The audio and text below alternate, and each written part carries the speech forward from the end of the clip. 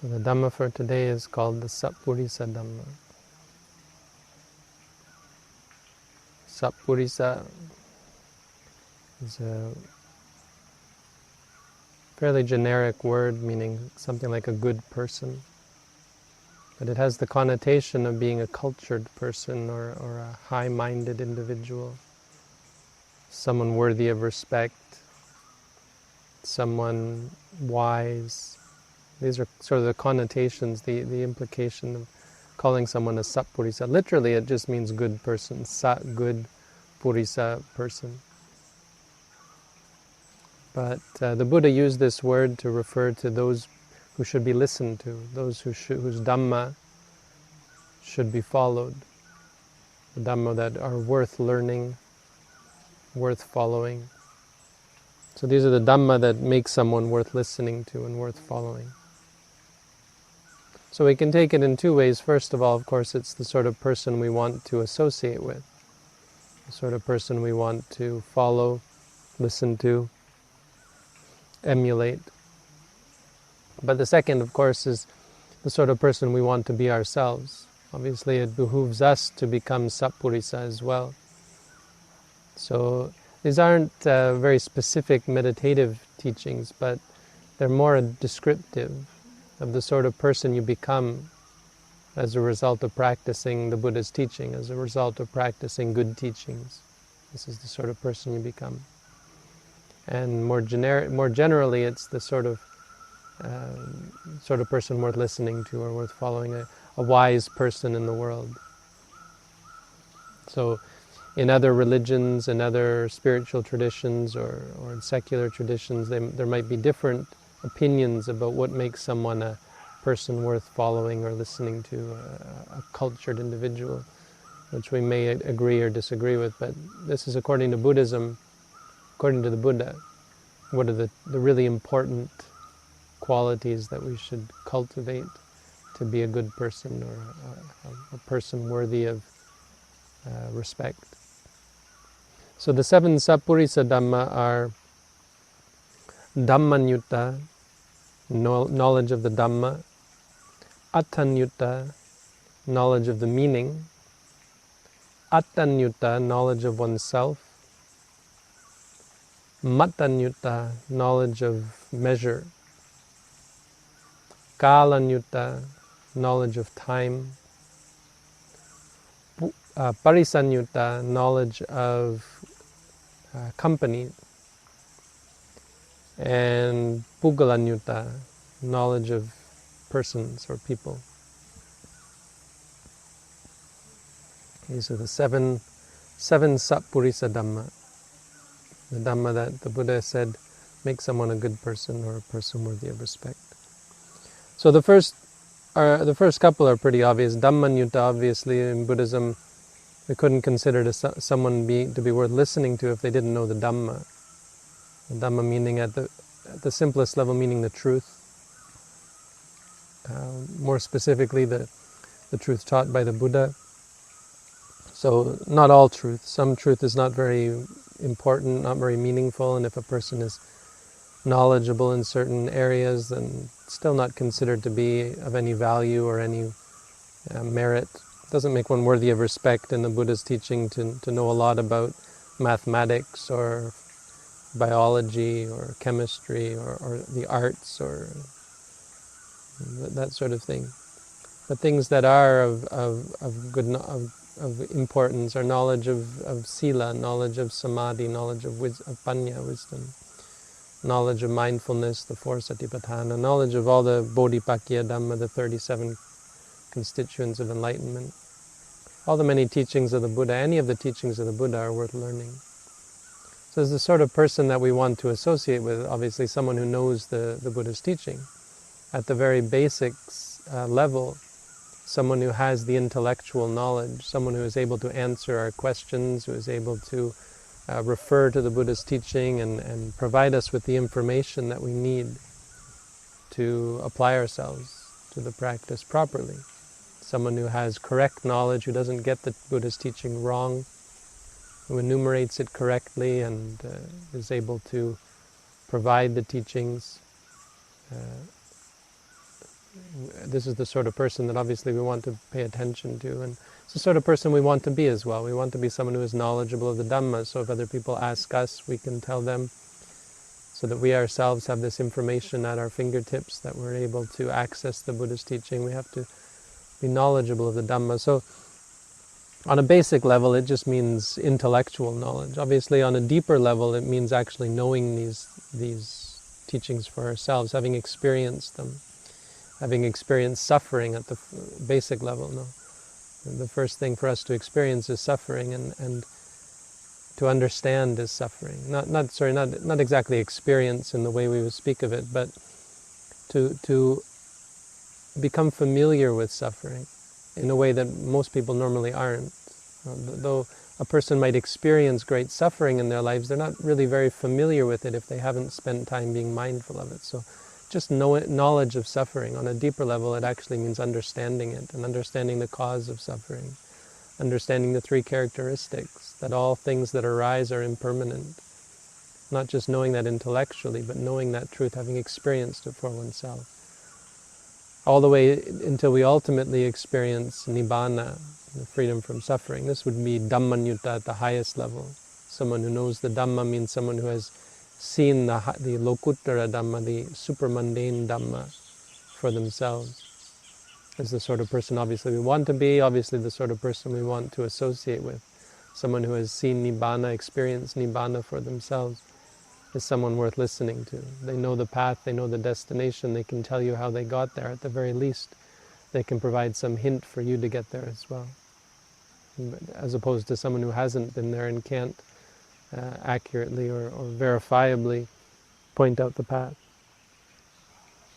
Attanyutta, as opposed to Dhammanyutta, means the meaning of the Dhamma. So you can contrast this with knowing, for example, what are the four Satipatthana, knowing what are the four Arya Satya, even the Sappurisa Dhamma that we're talking about today. If you know what these seven are, as with all the Buddha's teaching, it's equally important that we understand what they mean. So what is the meaning of each of the Dhammas of the Buddha? What is the meaning of Satipatthana? What is the meaning of Vipassana? What is the meaning of the First Noble Truth? So if we know that the First Noble Truth is that there is suffering, but we can't explain because we don't understand what that actually means, we might say something like life is suffering, or we might say something that when you feel pain, that's suffering, and if you are able to avoid the pain, then you're free from suffering. I would say, freedom from suffering comes from giving up or escaping from physical suffering, for example. Not understanding that the truth of suffering is something to be fully understood for ourselves. So the meaning of the Dhamma is very important. It's easy to misunderstand what is the Buddha's teaching. If you think, well, suffering is something we should run away from, we should try to fix if there is suffering. That's not how the Buddha taught. The Buddha said there is suffering, but he said that we should understand fully, completely understand suffering. So we face suffering. And we understand that things aren't actually causing us suffering.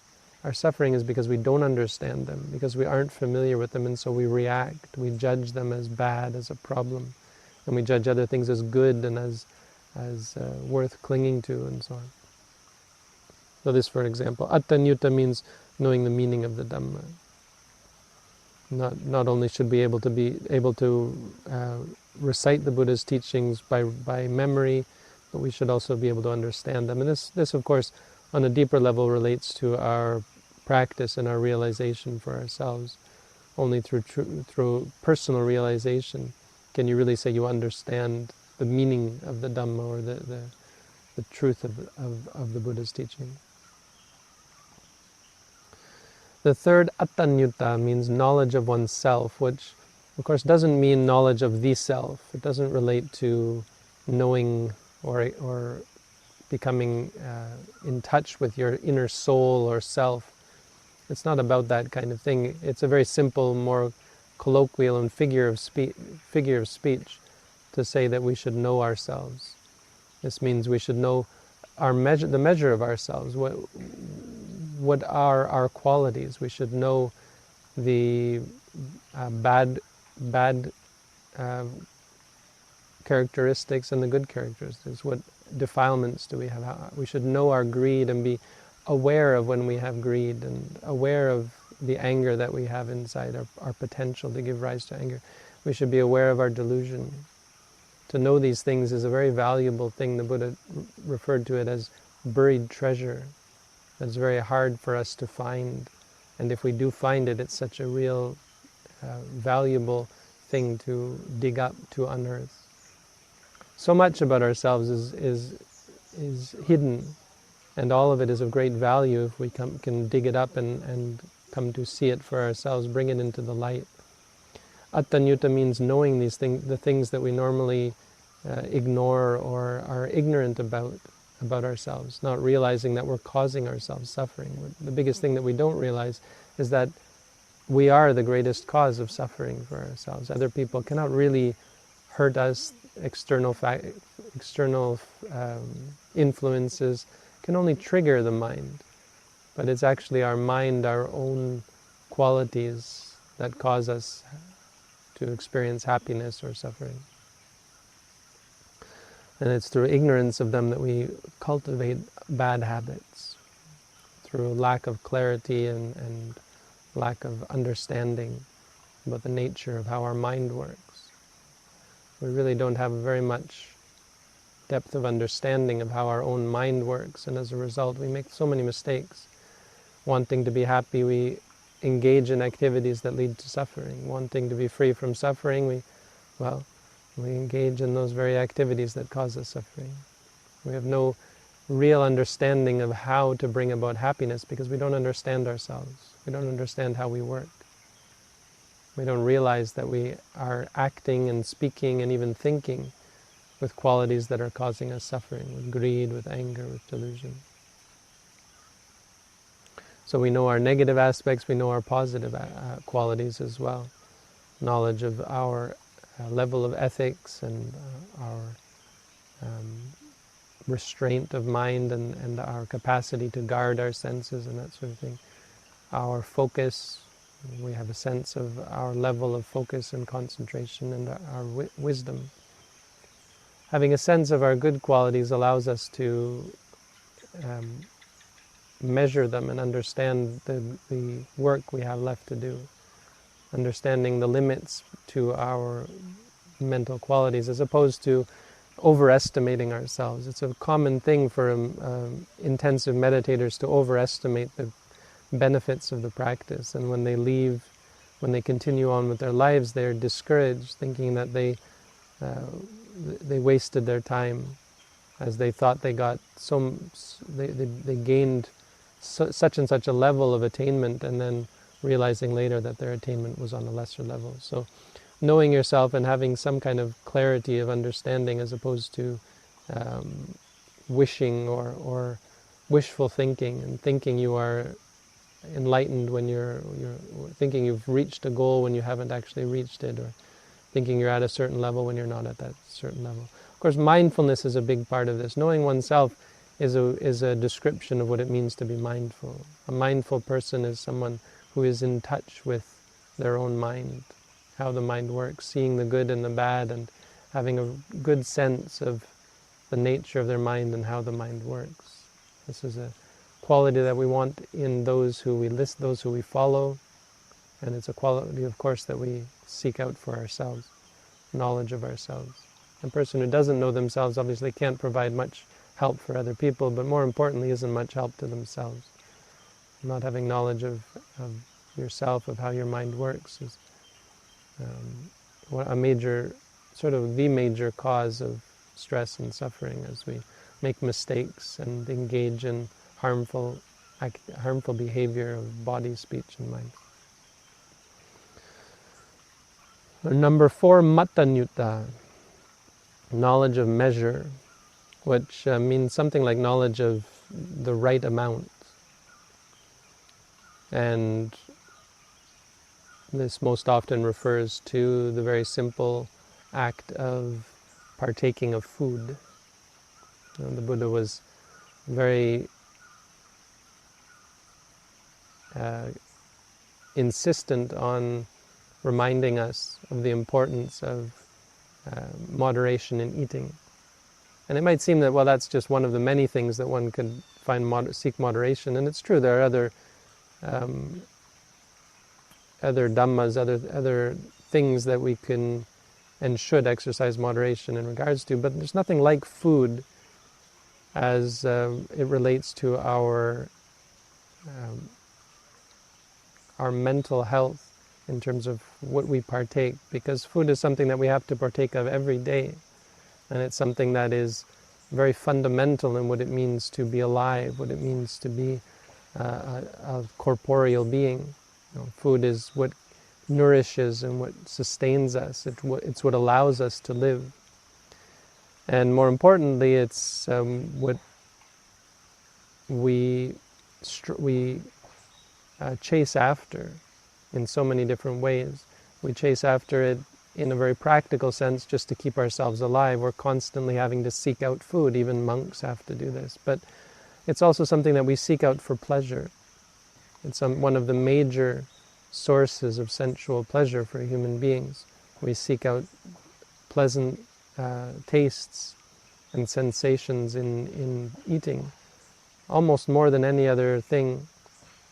There are very few other things that are on par with the level of sensual pleasure that we acquire and that we seek out in comparison to food.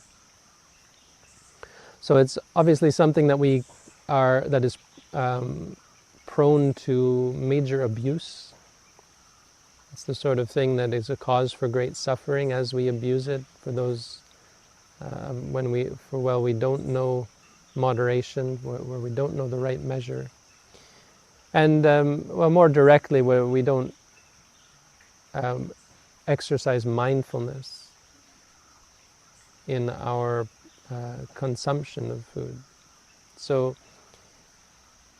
to be accurate, moderation in eating isn't really about having some scientific means of knowing how much you should eat. It's much more about being mindful. And as with all of these dhammas, really mindfulness is obviously at the core. It's at the core of all of our development as individuals. But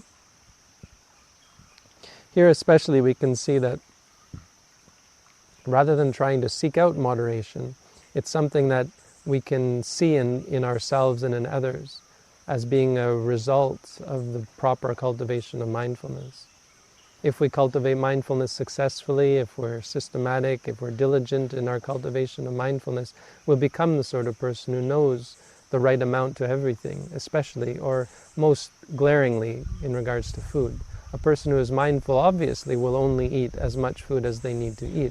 Furthermore, they'll be so in tune with their body, attanyo, they'll know themselves, even on a physical level, that they'll know how much is enough.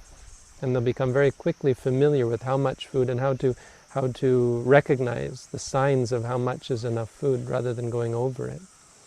You see this, how we fail so much in ordinary life in this regard by overeating or consuming foods that are delicious as opposed to nutritious. And so we suffer as a result. We'll find that we have great stomach pains and heartburn and all kinds of sicknesses that arise as a result of not really being conscious of our behavior during eating, conscious of the mental behavior of grasping at pleasant sensations, pleasant tastes, and so on. So mattanyu is not something not something that should be known intellectually, how much is the right amount, but it's a sign of a Sappurisa. A sign of a good person is that they do have a keen and innate sense of the right amount. So food is the best example. Of course, there are other things, as I said. There's knowing the right amount to sleep, not sleeping too much, for example. Knowing the right amount for speech. The Buddha was critical of people who didn't speak at all, who spent their life, monks who took a vow of silence. He said that makes you no better than an animal. I mean, considering it's important to speak sometimes. There is speech that is important, not much, but some. And on the other hand, for the most part, beings and even meditators will find themselves speaking too much. Speech is something that should be limited very drastically. A person who's undertaking and who's dedicated to the practice of meditation and set on attaining benefit through the practice of meditation should drastically limit the amount of speech that they engage in, engaging only when it is absolutely necessary to speak. There were monks in the time of the Buddha who only would speak once every 5 days. Even though they lived together, they would use hand gestures instead of speaking, trying to be restrained and vigilant in their pursuit of mindfulness, in their pursuit of Buddha's teaching. So knowing this sort of measure, knowing the amount for these various things, work, for example, we should work and we have to work, and as a part of keeping the monastery going, everyone has to chip in. But someone who could spend all of their day just in physical labor, sweeping, for example, and none of that is of any deep value on a spiritual level. It can be a real distraction, in fact, from the practice. So knowing the right amount, even knowing the right amount of practice, the right amount of walking, the right amount of sitting. And we set limits on our walking and limits on our sitting, and we take a break between each round, because you can push yourself with formal practice too hard. Of course, you can't push yourself too hard with mindfulness. But the great thing is that mindfulness doesn't have to be undertaken formally. Taking a break in between practice doesn't mean taking a break in being mindful. You can be mindful sitting, you can be mindful standing, you can be mindful walking, you can be mindful lying down, and should be in all of these postures, mindful as best you can. So mattanyutta means many ways knowing the right amount to things, and it obviously comes from being present, being conscious of the nature of your activities and your experiences, and knowing seeing for yourself when you've passed a limit, you've crossed a line and should stop or should change your activity. The fifth is kalanyutta, knowledge of time. So on a conventional level, this means knowledge of various times, knowledge of when you have to come for reporting, knowledge of the time in meditation, when is the right time to meditate, knowledge of the time to eat. For monks, we can only eat, well, for meditators and monks, we can only eat during the morning hours, and knowledge of the time to go on alms round. We can't go on alms round if it's not dawn yet. We have to wait till dawn to go. These sorts of things. Various kinds of time. It's a sign of a good person that they're on time, that they're not late for anything, that they're not overly early, that they're aware of the time. Obviously, someone can miss an appointment or can be late for an appointment for various reasons, but if a person is unmindful and as a result just doesn't have a sense of the right time, it's a good sign that they're probably not paying close attention and they're not really conscious of their reality. Conventionally, it's not really a perfect sign. I mean, obviously, someone can lose track of time and you still might consider that there was something else that their mind was focused on, right? So a person can be practicing meditation and can enter into jhana or something like that and perhaps miss some sort of appointment. But generally speaking, if a person is always late, if a person is missing appointments and that sort of thing, it's not a good sign. On a deeper level, however, kalanyutta, and so it probably relates to being on time and so on, means knowledge of the present moment and being able to differentiate the present moment from the past and the future. There are 3 times in Buddhism, and really much more to the point than talking about being on time for appointments is knowledge of the 3 times. This is a very core aspect of the Buddha's teaching. A person who is caught up in the past clearly doesn't have a good understanding of the limits of the past, that the past doesn't really exist. You're not actually living in the past, you're living in the present, in a state of mind in the present that is remembering things that happened in the past, or giving rise, more accurately, not even remembering, giving rise to sights and sounds and mental activity that is a reflection of what happened in the past, or an echo of what happened in the past. It's still happening in the present.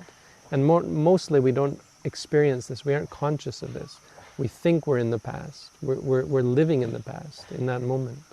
And the same with the future, thinking about what we will do, planning, imagining, fantasizing, having all these dreams about the future.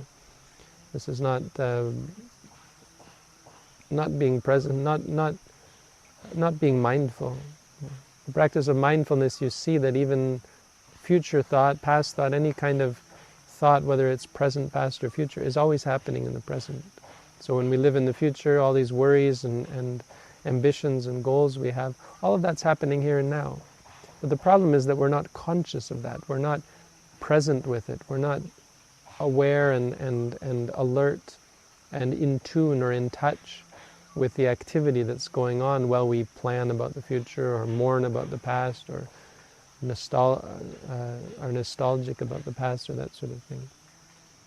So as a result of being caught up in these times that don't really exist, we are vulnerable to all sorts of bad habits, the cultivation of greed, of anger, of delusion, worry, fear, all of these things that we know come from living in the past, living in the future. People who have PTSD are triggered again and again and are unable to move past the events that they've gone through. Through the practice of mindfulness, we can see the difference. We can come to see this truth, that past thinking, future thinking is still just present thinking. That the only reality that truly exists is the present moment. And this works really well and is very important for dealing with so-called problems, what we would perceive as problems in our lives. Because a problem can only exist with the help of the past and the future. Something in the present moment can never be a problem, it can only be an experience, it's momentary. So if we live in the present, we actually have no real problems. We only have moments of experience. And a moment of experience is the most trivial, easy thing to deal with. If that's where our mind is focused, if that's what we're experiencing, if we have a clear awareness of that as being the reality of life, the reality of our experience, then we free ourselves from all sorts of suffering and stress that comes from problems, that comes from perceiving things as problems, as something that has happened in the past or something that is looming in the future. And none of these things are truly real, and as a result they truly cannot hurt us if we don't give them power.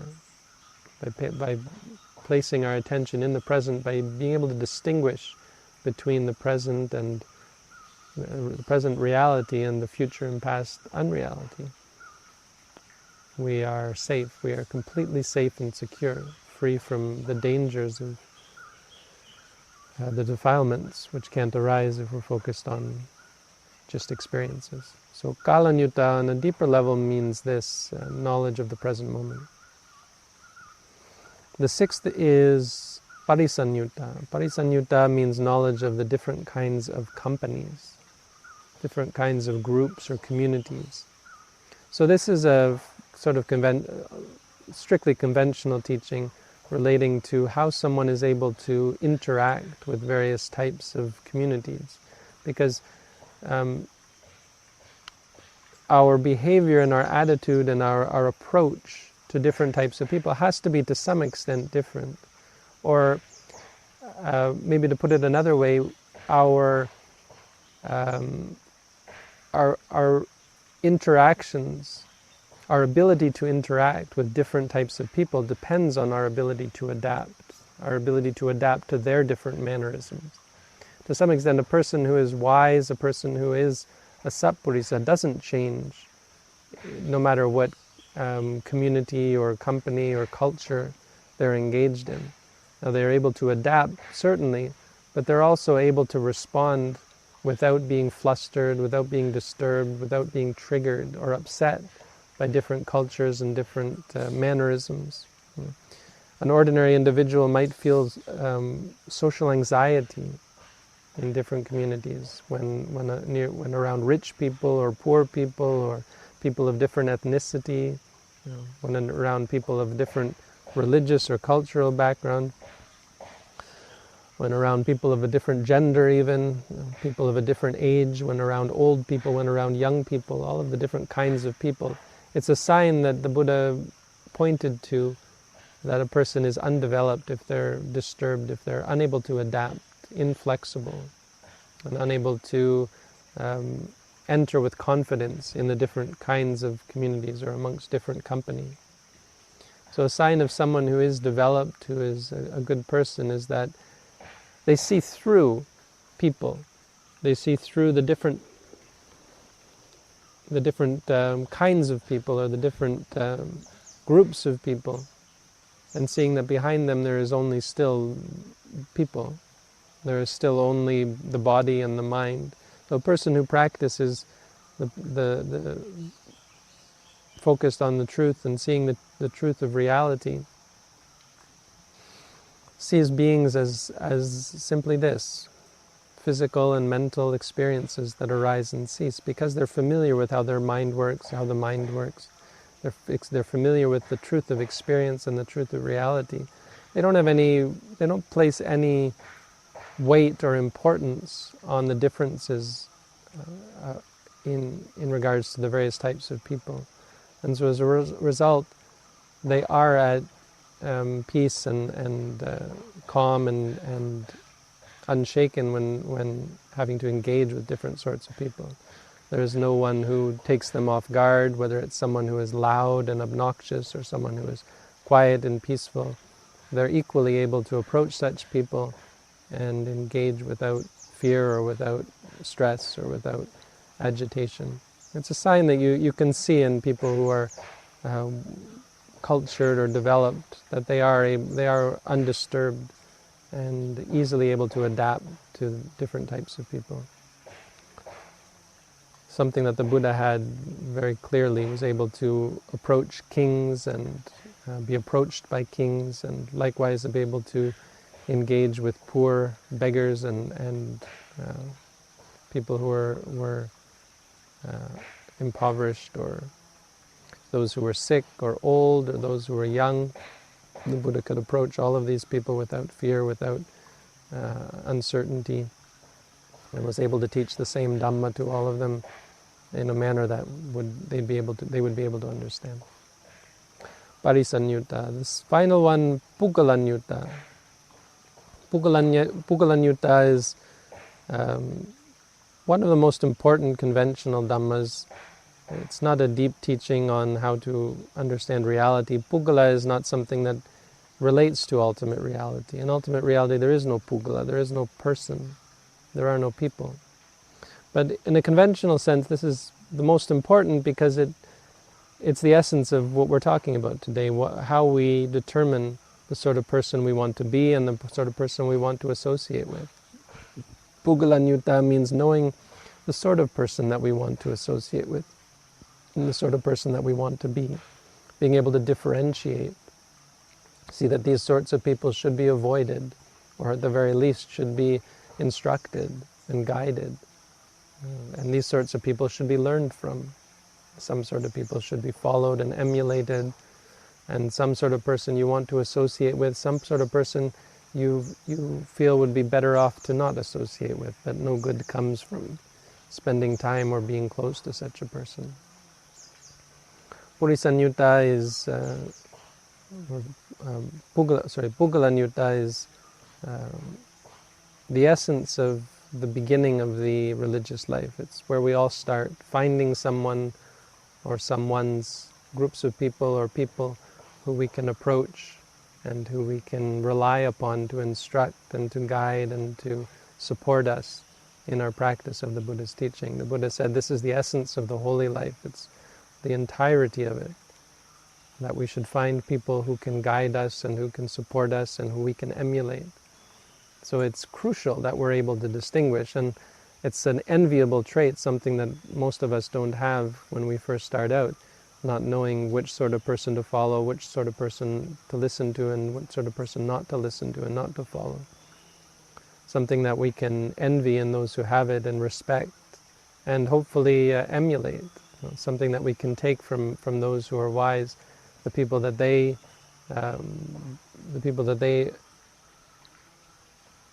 respect, the people that they say good about. We should, we know that we can then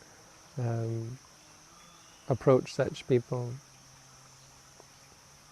When we have people who can tell us who are good people and who are bad people, then we have a way we can learn for ourselves good from bad. Obviously, through our practice of mindfulness, this comes as well, and as a result of mindfulness, we're able to be better in tune with the nature of individuals, seeing when someone is consumed by anger, consumed by greed, consumed by delusion, and knowing not to engage or rely on such a person. At the very least, or at the very best, we can help them, but there's no way that we can rely on someone who is consumed by defilement. And so, knowing this and being in tune with reality, in tune with our experience, so that we can catch when others are being greedy or angry or deluded is incredibly valuable.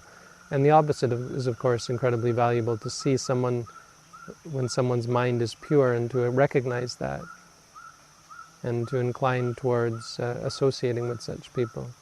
This is of great value. So all 7 of these considered to be good Dhammas, good things to consider. Of course, it's a conventional teaching about a person. It's not on a deep level in terms of experience of ultimate realities. But again, as I've said, many of them relate to our practice and are very much the sorts of qualities that come from the practice. And so on a conventional level, these are the sort of things that point to people that we can rely upon, people that we can learn from, listen to, and also the sort of person that we want to be. We can have a sense of the direction that we're headed in or that we want to head in based on these sorts of Dhammas. So a valuable teaching, something that we hear about quite often as being one of the cornerstones of the Buddha's teaching, the Sappurisa Dhamma. So that's the Dhamma for today.